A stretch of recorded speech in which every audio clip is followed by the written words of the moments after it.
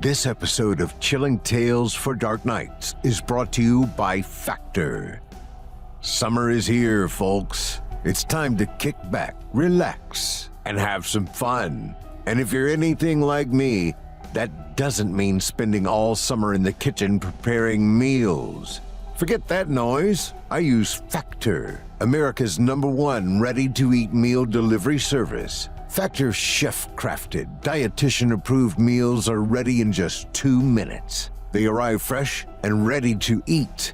Perfect for busy moms and dads, active lifestyles, or people who just hate cooking. With 45 weekly menu options, you can pick gourmet meals that suit your lifestyle. Options like Calorie Smart, Protein Plus, Keto, and more. You'll get nutritious breakfasts, quick lunches, premium dinners, and guilt-free snacks and desserts. They've got your whole day covered.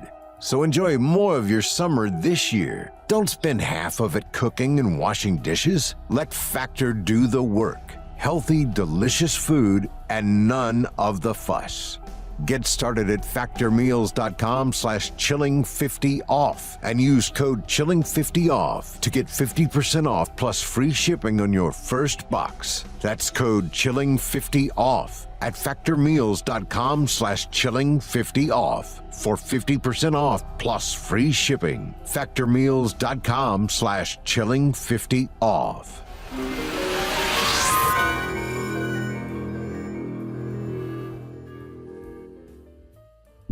It's time to turn off the lights and turn on the dark. Chilling Tales for Dark Nights.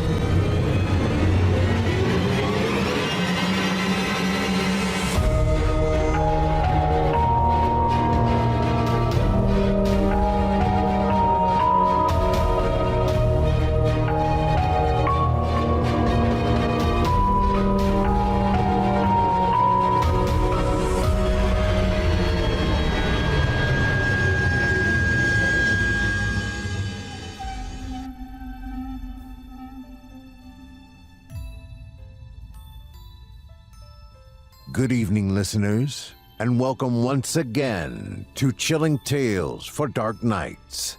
I'm your host, Steve Taylor, and tonight, we're going to the place where protocol fails, reason collapses, and something else listens on the other side. Let me ask you something. Have you ever been asked to do a job that didn't make sense? Something that felt too quiet, too isolated, like the real instructions weren't written down? What if the real reason you were hired wasn't for your experience, but for your willingness not to ask questions? Tonight's tale is about duty. It's about rhythm, and what happens when the rules that keep reality together are ignored, even for a second. This story isn't just about opening a door. It's about holding one shut, even when what's behind it sounds like someone you love. If you enjoy tonight's descent into dread, please consider leaving us a 5-star review on Apple Podcasts, Spotify, or wherever you get your fear fix. Watching on YouTube? Hit that like button, tap the bell, and let us know in the comments. What's the strangest job you've ever taken? We're curious and maybe a little afraid of the answers. Want to go even deeper into the dark? For just $7.99 a month, even less with an annual plan, you can support our twisted little operation and gain early access to episodes, ad-free listening, and exclusive content we can't release on the public feed. All of that and more awaits you at chillingtalesfordarknights.com. And don't forget to follow us on Facebook, Instagram, and Twitter. We're always watching, always listening, and always curious what you might let through the door.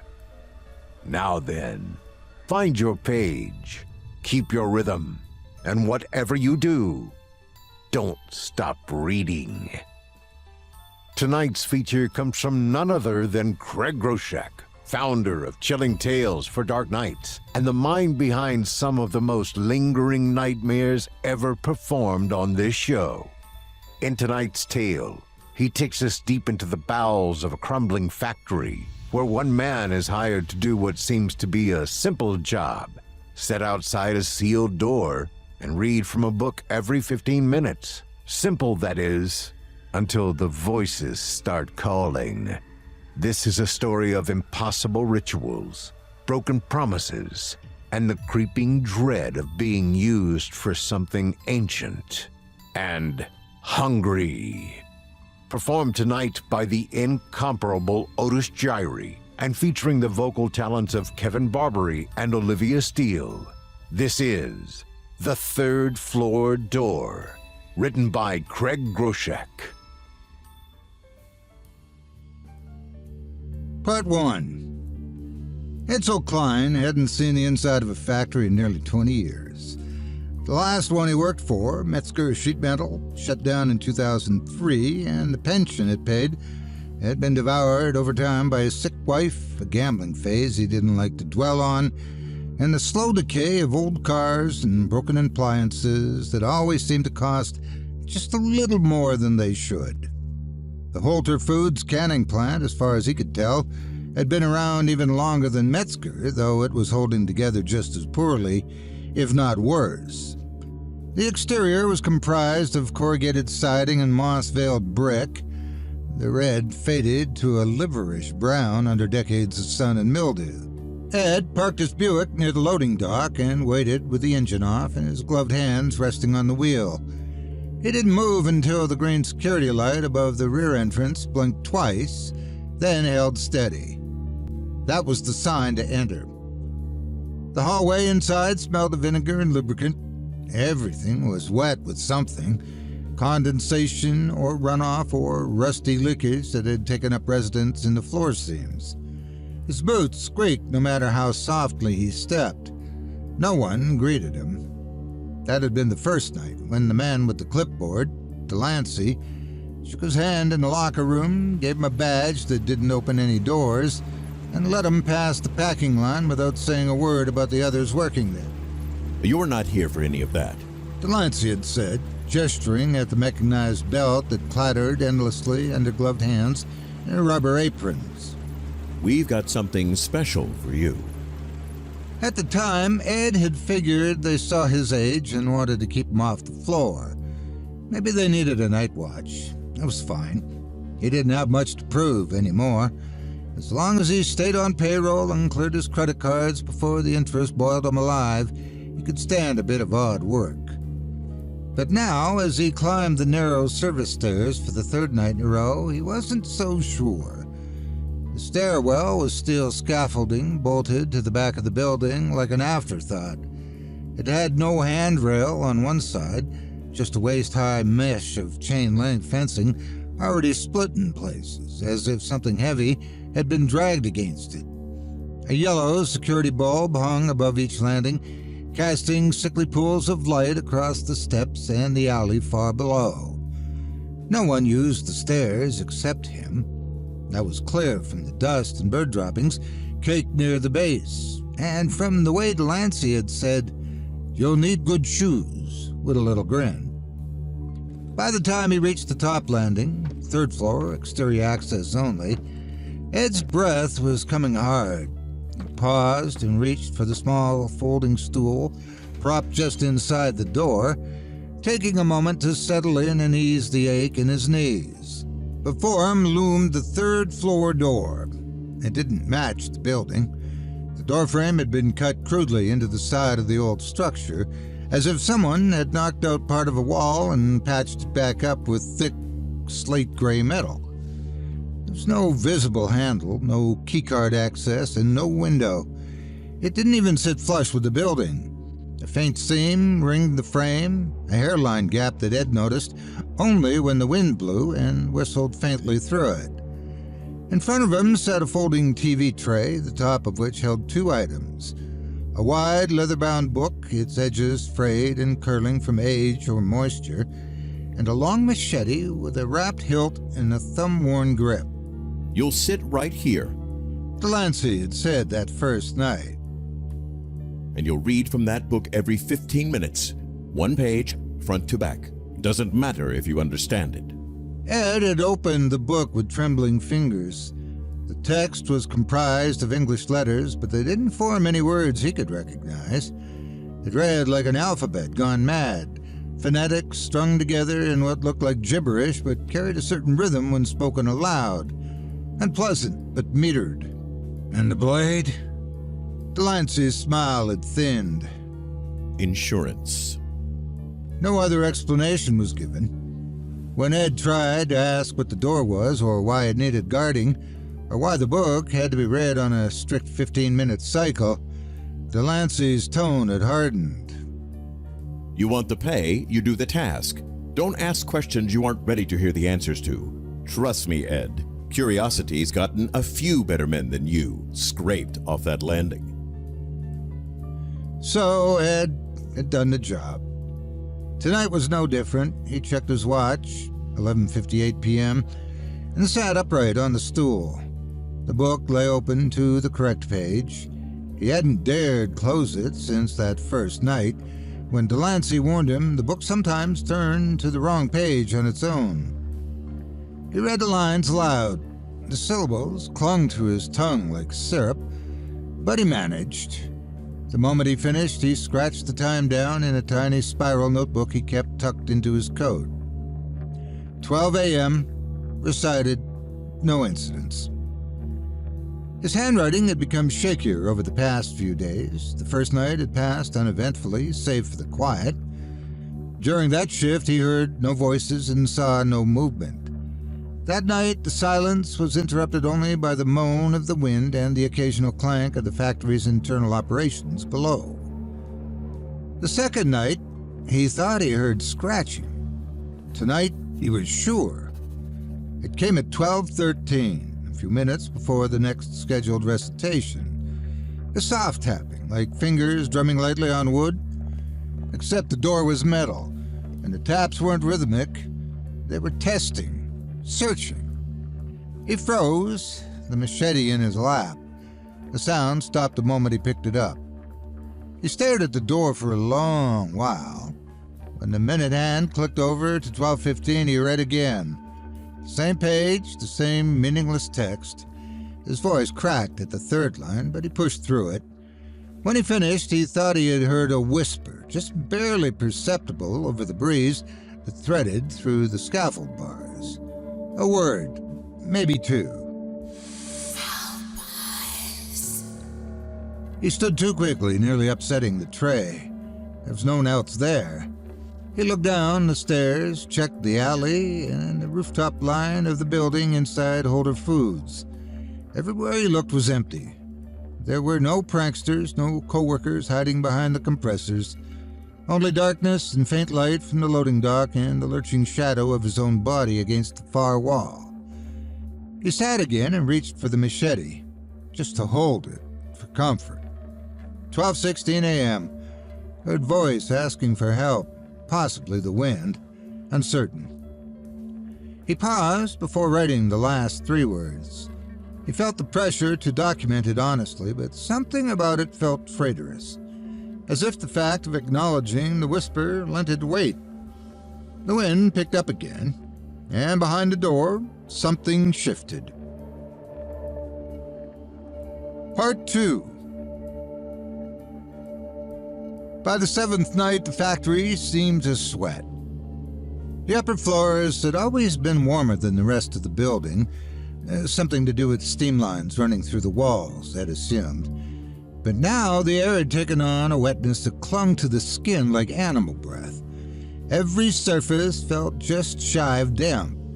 The folding chair hissed softly when he sat down, and the spine of the book creaked as though it resented being opened. He'd begun to notice the smell. It wasn't any single odor, but a composite. Old rain trapped in sealed metal, spoiled syrup left too long in a hot cupboard, something faintly coppery that dried out the roof of his mouth the longer he sat with it. He kept a tin of mints in his coat pocket and found himself reaching for them more often, even though they didn't help much. He'd taken to humming to himself between readings, low and tuneless, not to comfort himself exactly, but to drown out the sounds he pretended he hadn't heard. They were less clear now, less like wind, more like language, though still garbled, like radio signals warped by thunderclouds. Sometimes they came in waves, moaning, choking, the guttural tremble of someone stifling a sob. Other times they were frighteningly precise. One voice, every so often, threaded its way through the rest, pressing against the door with familiarity. Daddy, please. That one nearly broke him. He didn't remember standing up. He found himself halfway across the landing, machete raised without realizing he'd drawn it, his free hand hovering near the seam in the door like he meant to trace it.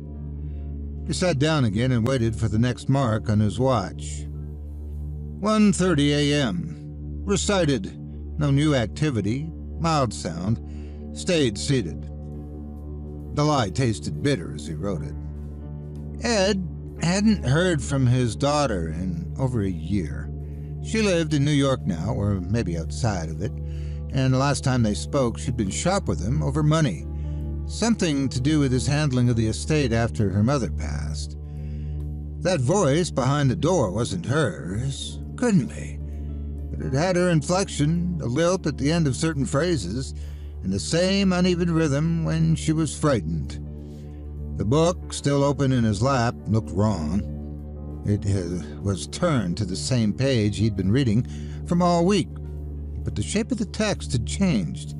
The letters were the same as before, angular, jagged, but now they leaned slightly to the left, as if tugged by gravity from a direction Ed didn't understand. The lines had grown narrower, packed tighter. He touched one of the margins and found his fingertip tingled faintly, like a struck tuning fork. He didn't write that down. At 1:45, he stood to begin the next reading. He lifted the book from his lap and brought it to eye level, but as he did, a sharp jolt cracked through the bridge of his nose. He staggered and caught himself in the tray. Blood welled in both nostrils, hot and sudden. It coursed down over his lip and into his mouth before he could fumble a handkerchief free from his coat. His vision blurred. He tried to focus on the letters, but found them swimming. The book slipped from his grip.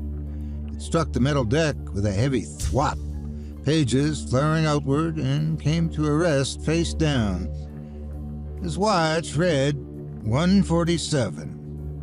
Oh, shit. He muttered, dabbing his nose with shaking fingers. Blood smeared across his upper lip and down his chin. The pressure behind his eyes was immediate, and when he knelt to retrieve the book, his vision went dark at the edges. He nearly dropped the machete trying to steady himself. He flipped the book open and found the correct page, though the letters seemed even more distorted now. The vertical slashes bled into curves, and the spacing between syllables had collapsed entirely. His voice cracked as he began to read. He lost the cadence halfway through the first line and had to restart. His tongue felt too thick, his throat swollen. He pushed on, tripping over syllables until the final consonant left his mouth in a hoarse rasp that scraped the back of his teeth. When he looked up, he saw them. Hairline fractures. They spidered out from the center of the door, no more than 6 or 7, but they were real and they hadn't been there before. He was sure of it. Ed ran his palm over the surface and felt them catch against his skin, as shallow and sharp as paper cuts. A faint hiss, barely audible, issued from the seams.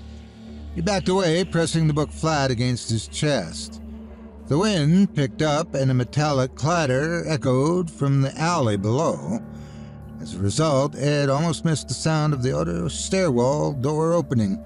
Delancey emerged from the yellow spill of light, his coat flapping behind him.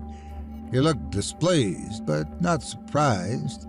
His eyes scanned Ed's face, the tray, the book in his arms, and finally the cracks in the doors. You skipped one. He said quietly. No, Ed lied. I I just dropped the book, is all. Kept the time. You didn't. Delancey stepped forward, lowering his voice as if afraid something might hear.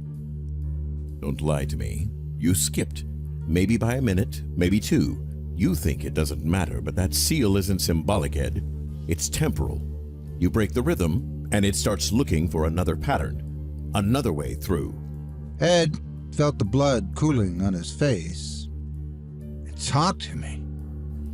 Delancey didn't blink. Of course it did. That's the only tool it's got. What is it? You already know I'm not supposed to tell you. It sounded like my daughter. That's exactly the point. Delancey turned back toward the stairs, pausing only long enough to glance over his shoulder. You've got 4 more hours on the schedule. Do not drop the book again. And for Christ's sake, stop listening. The manager descended the steps without another word. Ed remained frozen for several minutes, watching the hairline cracks on the door's surface. He imagined they'd grown slightly. One of them curved now, bending in a way he didn't remember from before, and he thought he saw a shimmer within the seam, as if light passed through from the other side, though the gap should have been sealed. He sat down and checked his watch. 2 a.m. Late. Book drop. Crack appeared. Spoke to Delancey. Recovered. He capped the pen and stared at the last word for a long time. Recovered. It didn't feel true. That morning, after clocking out and shuffling to his car beneath a drizzle that hadn't been in the forecast, Ed dreamed a dream he had never dreamed before. He was standing in an expansive grassy field. A black sun hung above the horizon, burning downward like a sinkhole in the sky. The door stood upright at the center of the field, unconnected to any wall. Its edges glowed faintly, and the cracks had grown wide enough to reveal slivers of what lay beyond. Through them he saw stars, writhing, spinning, collapsing, and reforming, and the door was open. Someone had gone through. He awoke with his coat still on, seated upright in the Buick, his time card unpunched, and the faint taste of iron on his tongue. Part 3. The following nights blurred together. And marking the dates on the inside cover of the book, not because he believed he would forget them, but as if recording them might anchor reality in place. The voices, however, didn't fade. They deepened. Where before there'd been a murmur and pleading, now there were accusations delivered with unsettling familiarity. The voice that had once mimicked his daughter's sobs now used her speaking voice, her pet names, her phrasings. Quiet phrases only a father would remember. Others joined her. His ex-wife's reprimanding tone emerged one evening near 2:30. Reminding him of unpaid bills and passive betrayals. There was a man he hadn't spoken to in 40 years, a friend from a welding crew who'd overdosed in Ed's trailer during a summer blackout. They all spoke to him now, just inches behind the steel. You never called her back. You knew about the pills. You flushed the rest, didn't you? You let us die, Ed. You let all of us die. It had taken everything in him not to shout back. He pressed the book to his chest and recited through clenched teeth, his voice steady but pale, thin as a reed in the wind. The machete stayed closer now, its black blade resting across his knees. He had started sleeping with it, propped beside his mattress back home. He no longer believed the third-floor door's influence ended when he punched out. The seal had worsened. On the 11th night, Ed arrived to find the cracks had multiplied. Dozens now split the surface into feathered lines, branching like veins toward the edges of the frame, dull light emanating from within. He approached cautiously, stooping to examine a wide fracture near the bottom. There, barely visible through the gap, he saw movement. look lasted less than a second. A flicker of something inside, like a pale hand, dragging down a shower curtain. The shape had fingers, too many fingers, and what might have been an eye, though its placement defied anatomy. The skin looked stretched and semi-transparent, as if whatever was pressing against the interior was made of meat and light fused together. He fell backward onto the landing and nearly kicked the tray off its bolts. No one was around to hear him curse, though he paused halfway, half expecting Delancey to emerge again from the shadows like some factory wraith. But the stairs remained empty and the alley below remained still. After one more look at the seam, Ed climbed into his chair and opened the book. This time, the page was different. The heading, if it could be called that, now appeared as a long string of letters with no spacing, each one jagged and low-slung, their tails dragging into the margins. The text beneath had changed subtly in its shape. Where once it had been uniform in size and spacing, the lines, under strain, now warped near the edges.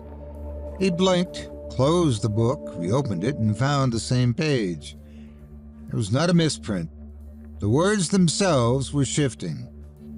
That night, Ed wrote nothing in his log. He feared seeing it all again in ink. Instead, he turned to the machete, examining its edge as he waited for the next quarter-hour mark. The blade should have dulled by now. It had been sitting in cold air, exposed to moisture and salt from his skin. But it looked newly honed, almost sharpened in its sleep. The edge shimmered faintly, and there, near the hilt, was something else. A black residue clung to the curve just above the guard, sticky and half-dried, like coagulated tar. He touched it with a gloved finger and felt it resist him, as if it didn't want to be removed.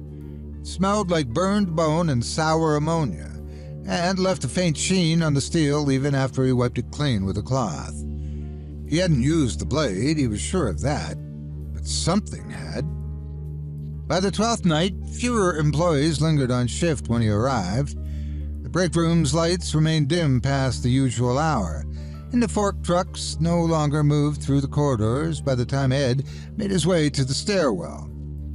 When he asked the floor runner if shift times had changed, the man shrugged and told him that they were adjusting staff for efficiency. No further details were offered. That night, Arturo Salazar failed to clock in. Ed had grown used to seeing Art near the shipping bay, sipping vending machine coffee and watching old YouTube clips on his cracked phone. They weren't friends, but they had spoken more than once. Art had mentioned a grandson once, some kid learning trombone, and had even given Ed a spare pair of gloves when his tore. When Ed asked about Art's absence, Delancey offered no real explanation. He quit. Delancey said. Didn't want the overtime. Simple as that. Well, that might have been enough if Ed hadn't found Art's lunchbox. It sat just inside the alley near the foot of the scaffold stairs, half hidden beneath a pile of broken-down shipping cartons. His thermos was missing, but the cloth napkin and apple still sat inside, along with a crusted sandwich and a picture of a boy holding a music case, bent slightly at the corners. Ed carried it back up with him and left it on the tray beside the book. When he finished his next reading, he placed the gloves Art had given him beside it. Don't believe them. He whispered into the cracks. He'd expected a response, mockery perhaps, or some other new voice, but the door remained quiet, more so than it had been all week. The usual rustle of whispers felt muted, as though the voices behind the door were momentarily withdrawn, turning their attention elsewhere. He didn't know whether that was better or worse. By 4:15, Ed was sweating through his coat despite the cold. He had read the same corrupted page a dozen times now, and with each repetition, the characters seemed to dig further into his mouth, carving grooves into his speech patterns, stealing the rhythm of how he thought. When he closed his eyes, he could see the script floating beneath his eyelids, swirling curves that pulled him inward. The door's cracks widened. One had split clean to the base of the frame, a jagged fault line that oozed faint light. The substance inside shimmered in slow oscillating pulses, like a heartbeat without a body. He reached toward it with the tip of the machete, unsure why, and watched the light lean toward the blade as if recognizing it. A residue appeared near the hilt. He pulled the weapon back and turned it over. The black smear had reformed in the exact same spot he'd cleaned earlier. A moment later, the voices returned, but this time they no longer begged. Instead, they spoke with purpose. They don't tell you the truth, Ed. They never did.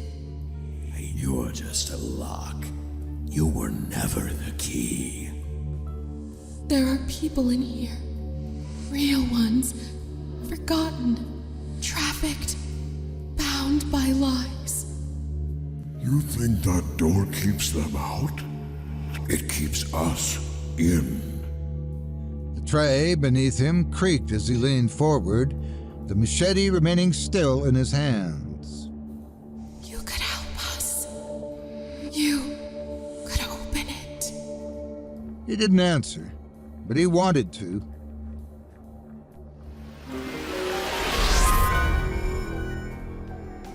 This episode of Chilling Tales for Dark Nights is brought to you by Factor. So which do you prefer? Having fun in the hot summer sun? Or slaving away indoors over a hot stove? Or how about this one? Would you rather be taking a nice cool dip in the local pool or scrubbing pots and pans in a sink of hot, filthy dishwater?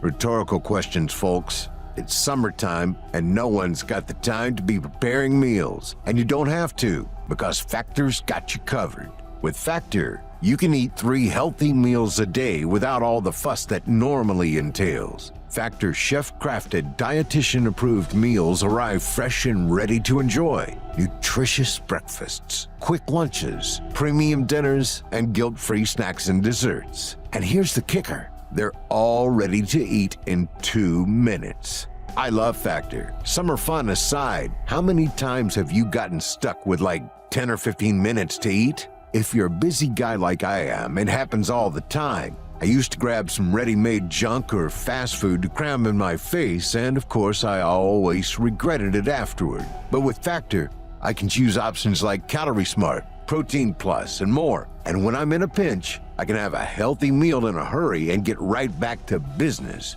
It makes sticking to my health goals so much easier. I'll tell you what else. We've all had those nights we'd rather jump out the window than cook for the family, and you can only order so many pizzas. So here's a pro tip from your old pal.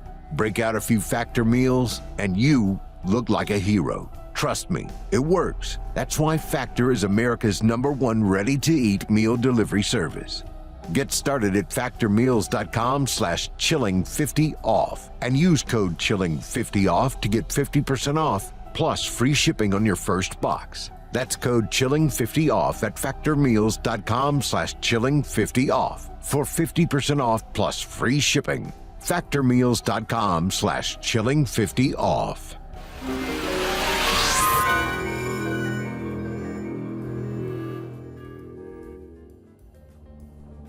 Part 4. Ed did not remember climbing the stairs that evening. The transition from the parking lot to the third-floor landing had passed without imprint.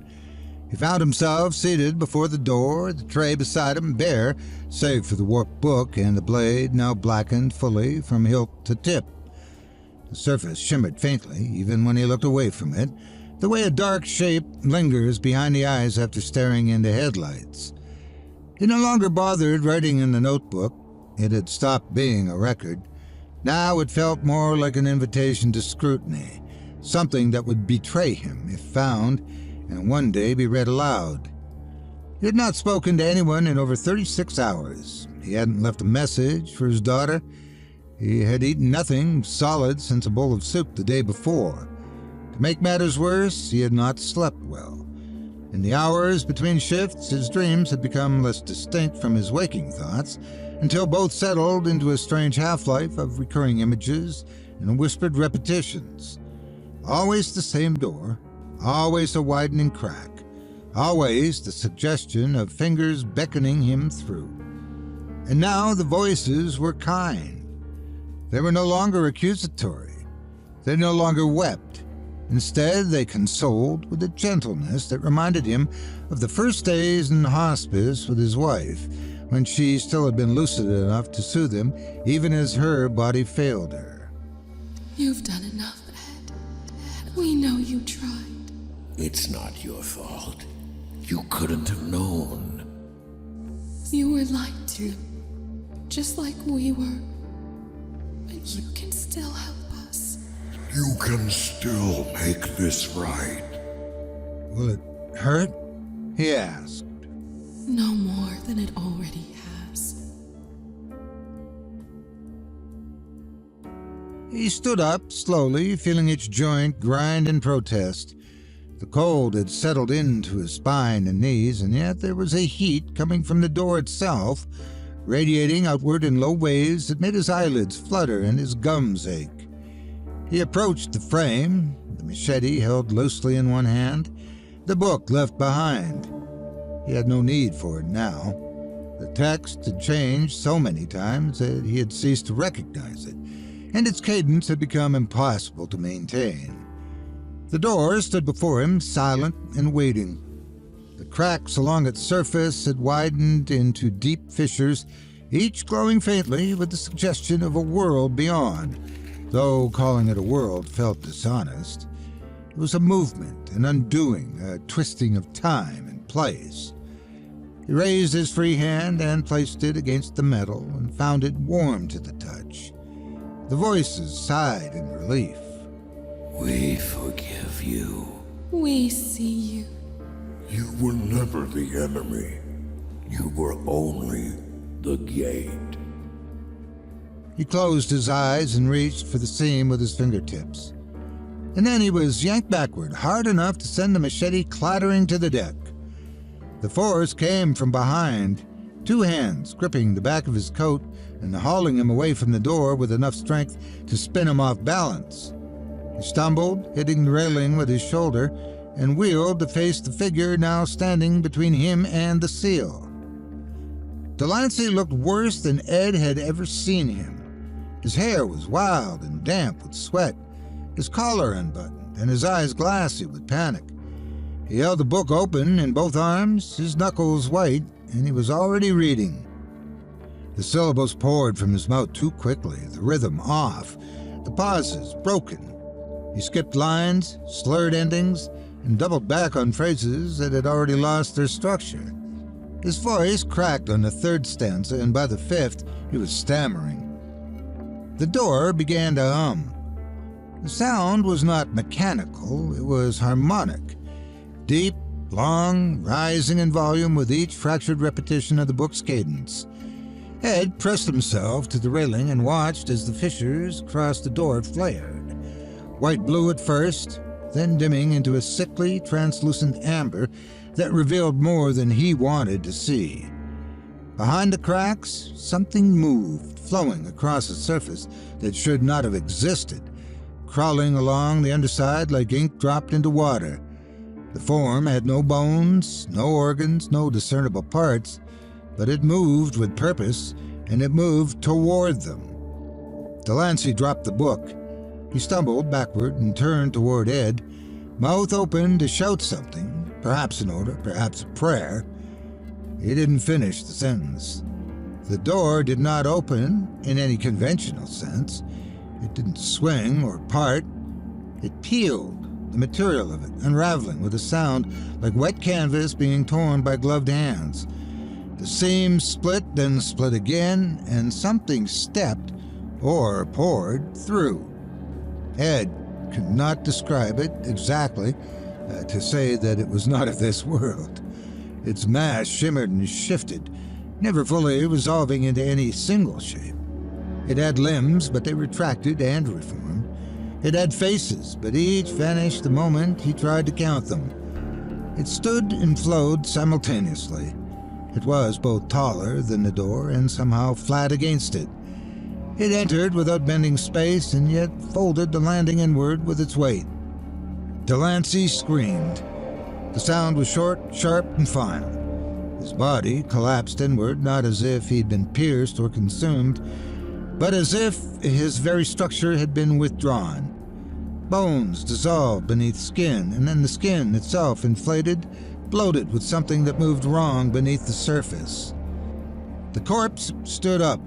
It turned to Ed with Delancey's face slackened and sagging, his lips torn at the corners, eyes sunken to black pits with faint blue filaments twitching across their surface. The thing holding him up, whatever had crawled inside, moved his arms in uneven, jerking motions like a broken marionette. It opened its mouth and spoke, not with Delancey's voice, but with Ed's. You kept your promise. You held the line. Thank you for your service. Imitation curled the lips into a grin that split the cheeks open slightly, revealing no teeth, only the raw inside of an empty mask. Behind it, the door throbbed again, and something else followed. Part 5. It didn't take long. The moment the door peeled open and the things, entered, time lost its shape. The fluorescent lighting along the third-floor landing snapped in rapid succession, one after another, until Ed was left in darkness, fractured only by the pale ambient light still emanating from the rent in the frame. The first figure, if it could even be called that, had only mocked Delancey's form as a temporary mask. Once it reached the stairs, its limbs split apart. A second figure, limbless and fluid, slithered up from the threshold, dragging behind it something that looked almost like a spine, but moved independently and flickered between visible and unseen like a film skipping frames. They passed by Ed without touching him. The fact alone sent a tremor through his legs. Not relief, not exactly. Something closer to resignation, tinged with the knowledge that he'd been chosen, or spared, for a reason he didn't want to know. The first time the screaming began, it did not come from inside the factory. It came from the alley below. Ed crept forward and leaned over the edge of the scaffolding. His joints burned from the cold, from the strain of resisting, the impulse to run or leap or simply close his eyes and surrender to the inevitable. Far below, near the loading dock entrance, he saw what remained of Greg Hiller, the night supervisor who always parked by the gate and never smiled at anyone. The man's body twitched in the sodium vapor light, each spasm more violent than the last. His limbs flailed independently, no longer controlled by any recognizable nervous system. His head lolled backward, mouth open in a gaping O, but no sound came out, only a dull, wet grinding, like teeth being drawn across brick. The second scream, that of a woman, but irregularly high, came from inside. It was followed by shouts, the clatter of metal, and something akin to laughter, though Ed couldn't tell whether it came from the invaders or the men and women being consumed. He turned from the railing and descended the steps. The stairs no longer felt entirely stable. The metal flexed beneath his boots, not from age or wear, but from interference with what was. Space around the plant had softened, as though reality itself had been stretched taut and now trembled under the pressure of being violated. Inside, the corridors stank of vinegar, but now there was something else beneath it. Ozone, sulfur, the distinct chemical bite of something decaying rapidly and unnaturally. When he passed the break room, the window had cracked outward, as though something had burst from within. A mop bucket lay on its side nearby, but the water was no longer clear. It shimmered with colorless movement as if filled with insects too small to see. Ed found the book again near the base of the stairwell. It had fallen from Delancey's hand during the struggle, or perhaps it had been dropped on purpose, abandoned in the moment of cadence, failed, and the seal broke. Its cover was warped and steaming, as though recently removed from a fire. He knelt beside it, hands trembling, and opened it. Every single page was blank. What remained was the same dull beige as the fog now seeping through the corridors. He flipped through them with increasing speed, as if the act of turning might resummon the text. It did not. Somewhere to his right, a door exploded outward. A man staggered through it, holding one arm against his chest, the other hand pressed to the side of his head. His mouth moved, lips fluttering, but nothing came out. The man's knees buckled and he fell. As he hit the ground, Ed could see his mouth had been sealed shut, grown over with new skin. Jubilant, exultant voices emerged again from behind a nearby ventilation duct. These voices were not like the suggestive, coaxing ones from the door, but joyous. And Ed knew, as if via some buried ancient instinct, that it was not joy for the victims, but of release. He stepped over the man's twitching body and pressed onward, drawn toward the north side of the plant by forces he didn't understand, toward the windows that faced the field and the tree line. The screams were fewer now, as though the process had advanced, and what was left required no further resistance. When he reached the factory's double doors, they stood open. The security latch had been sheared clean off, not broken or twisted, but entirely erased, as though the concept of the latch had been deleted from existence. Beyond the doorway, the gravel lot shimmered with the same unstable haze that had leaked from the book and the door before it. The vehicles, parked in their crooked lines, were half melted. One of the trucks now bore two fronts, joined cab to cab, its tires bent inward in unnatural angles that defied any understanding of mechanics. Ed stepped out into the gravel and felt something give way beneath his boot. He looked down and found that he had crushed a length of long, narrow bone, sharpened to a point at one end. It resembled a rib, but not one belonging to anything that should walk upright. He did not recoil and just kept walking. The sun rose slowly, though rose was the wrong word. It emerged, bleeding into view not from the horizon, but from above it, descending slowly at first, then halting midway through its motion, as if confused about its own trajectory. Its light was red, not a hazy, warm red, but raw, a hemorrhage of radiance that painted the sky in strokes of coagulated color. The clouds that drifted across it did not move with the wind. They curled instead, inverting upon themselves, spiraling inward toward a single point that had no fixed location. Sirens wailed in the distance. They were not the shriek of ambulances or fire trucks. These had a different pitch, less urgent and more ceremonial, with long tones that rose and fell. Ed recognized them in the same way one recognizes a melody once heard in a dream. It wasn't an emergency signal. It was a summoning. Something passed overhead, large and unseen. Its winged shadow stretched across the lot. It lingered briefly, and in its presence the world seemed to hesitate. He looked back at the building and rediscovered the door was gone. The third floor still bore the landing. The scaffolding remained, rusted and crooked, but the wall had healed. The cut that had once housed the strange door was now seamless brick, as though it had never been opened, never even existed. Ed said nothing. He walked to his car. The Buick had survived, though the passenger side mirror now hung from its hinge like a broken finger. The radio buzzed when he turned the key, filling the cabin with the sound of static filtered through deep underwater clicks. He let it play. He drove until the factory disappeared in the mirror. The road ahead was quiet, but something followed, not in the rear view or on the highway, but in him. The words from the book, long forgotten by the world, had been transferred and still resonated deeply within. Unfortunately for Ed, they did not vanish with the ink. And as the horizon loomed, Ed understood. The opening of the door had never been a singular event, but a test. And now, others were waiting. That was The Third Floor Door, written by Craig Groshek and performed by Otis Gyrie, with haunting support from Kevin Barbary and Olivia Steele.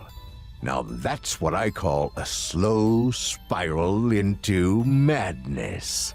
If there's one thing Groshek understands better than most, it's the horror of obligation, the terror of following orders you don't understand, because questioning them might be worse than obeying. And let's not forget, this wasn't just fear of what's behind the door. It was about what gets in when you listen too long, when you trust the wrong voice, when you think the job is just a job. If you liked what you heard, don't worry. Groshek has more coming. And so do they. If tonight's tale made you rethink night shift work, or left you eyeing the basement door a little longer than usual, consider showing your support. Drop us a 5-star review on Apple Podcasts, Spotify, or wherever you get your nightmares delivered. Or if you're joining us on YouTube, give that like button a push, hit subscribe, and ring that bell like you're trying to break a seal of your own. And if you're ready to step through to the real horror, head over to chillingtalesfordarknights.com and sign up for a monthly or annual membership. You'll unlock ad-free access, early releases, and exclusive stories, things we keep locked behind our own third-floor doors, for good reason. And as always, follow us on social media, Facebook, Instagram, Twitter. We're everywhere you are, probably even where you don't expect us. Once again, I'm Steve Taylor, and it's been a pleasure to guide you through this descent into our founder's twisted imagination. Until next time, my friends, turn off the lights and turn on the dark. Sweet dreams, listeners. Sweet dreams.